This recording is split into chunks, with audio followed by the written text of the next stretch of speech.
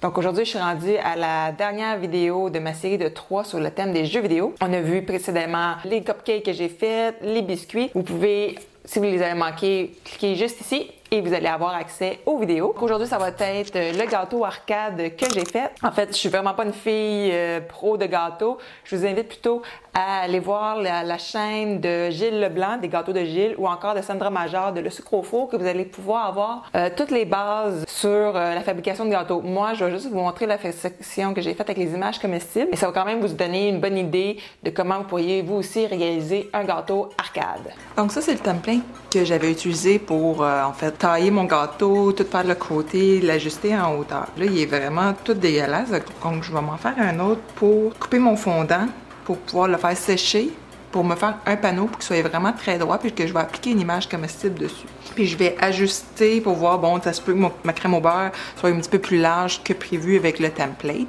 Donc à ce moment-là, je vais refaire mon guide.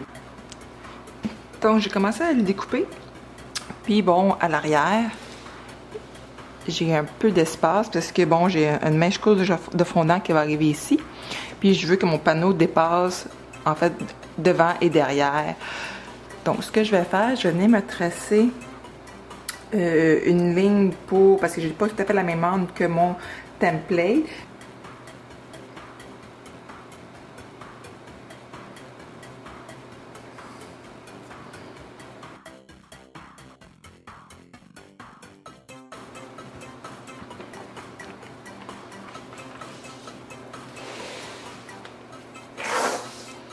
Donc, je vais venir... Là, ça ici, c'était mon gâteau, en fait, qui finissait ici. Mais moi, je veux un petit peu plus large. Là, pour que je pense que je vais avoir une épaisseur de fondant un peu. Et ensuite, j'ai... je veux que ça dépasse, en fait, du fondant. Donc, je vais le mettre ici. On a déjà celui-là ici qui monte. Comme la feuille est très grasse, je vais me réimprimer ensuite un autre feuille que là, ça va être mon template final. Donc, je vais le découper. En plus, je vais le remettre sur le côté pour être sûr que ça fait bien. Puis là, je vais le réimprimer. Bon, donc, je vais venir réajuster sur mon gâteau.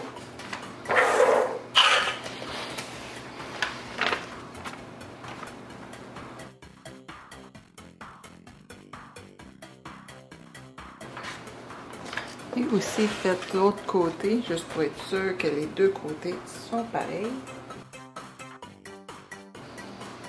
Bon, tout semble beau. Je vois que ma crème au beurre, je manque un petit peu ici un peu. Je vais la remplir. Mais sinon, je vais être prête à faire mon template final. Je vais aussi me préparer une feuille de papier parchemin qui est à peu près la même grosseur que le template pour pouvoir glisser mon morceau de fondant en fait dessus. Donc je me prends une quantité de fondant. Je vais rajouter de la poudre CMC pour le durcir. J'utilise la planche à rouler de Imagine a Cake. Ça colle pratiquement pas le fondant sur cette planche. Alors, un coup qui est bien mélangé, je vais le mettre grosso modo dans une forme rectangle. Je vais utiliser des guides pour avoir une belle épaisseur. Donc là, j'ai déjà pas mal la bonne largeur. Je vais y aller en hauteur. Donc là, je suis rendue grosso modo à la grosseur que j'ai besoin. Ce que je vais faire, c'est que je vais glisser le fondant sous mon papier parchemin, puis je vais finir de rouler sur mon papier parchemin. Comme ça va être plus facile à bouger mon fondant sans faire de distorsion dans mon image. Puis c'est sûr qu'il n'y a pas de coup de rouleau dedans.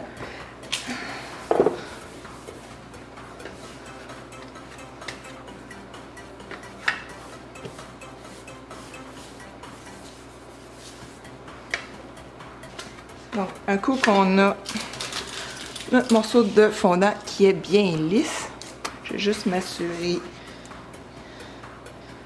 Voilà, donc ça va rentrer quand même pas mal juste. Et j'ai déjà précoupé mes images avec une trancheuse que je vais pouvoir venir en fait les rabouter un peu comme ça. Je vais venir les mettre ici.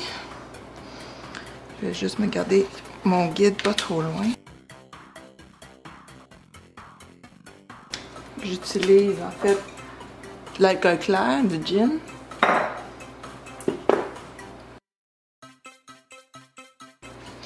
Comme ça va être plus facile à venir rabouter.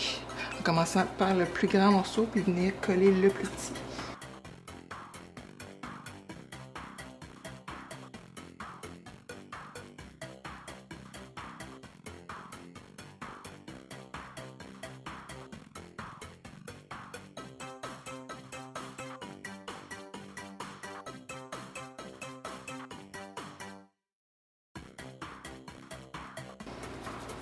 Attention pour tout sortir les bulles, puis vous y allez tout doucement en le descendant. C'est un peu comme quand vous posez du papier peint, il faut sortir les bulles vers l'extérieur.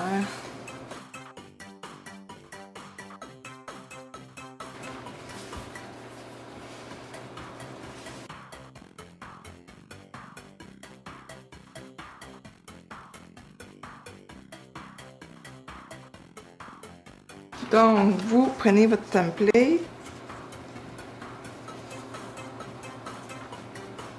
Juste s'assurer que c'est droit ici.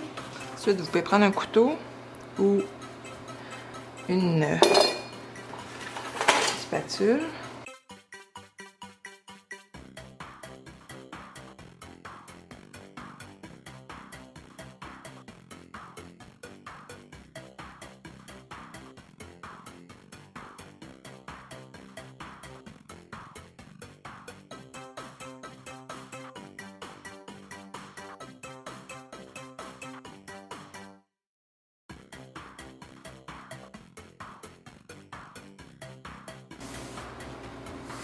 Voilà, puis ensuite vous le mettiez à sécher.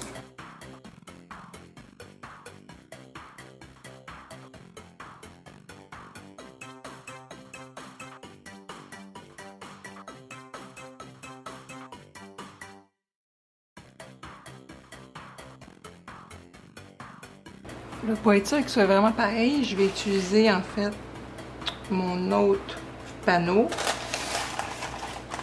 qui est presque sèche.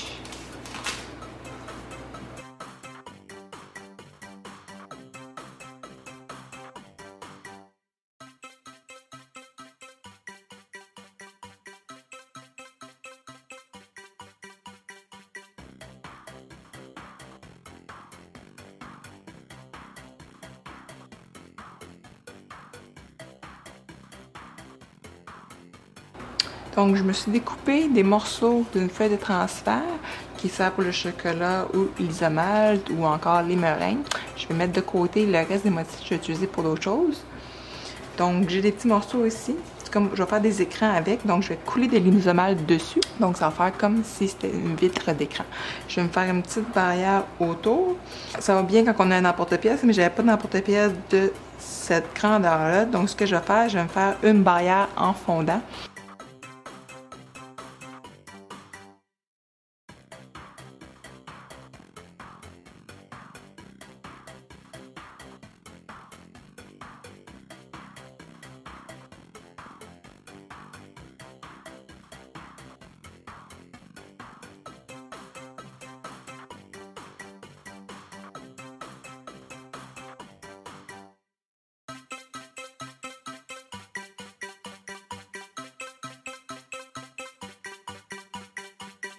Des fois, j'ai vraiment des idées folles de gâteaux pour les fêtes de mes enfants, puis d'une année à l'autre, ça grossit.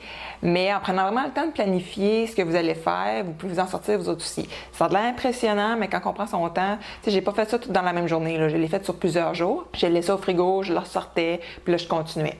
Si en fait, vous voulez voir d'autres idées à faire avec les images comestibles, je vous invite en fait à visionner la playlist sur cette thématique juste en cliquant ici. Si vous avez aimé mon gâteau d'arcade, je vous invite à commenter sous la vidéo, à partager et aimer la vidéo. Je vous dis à la prochaine.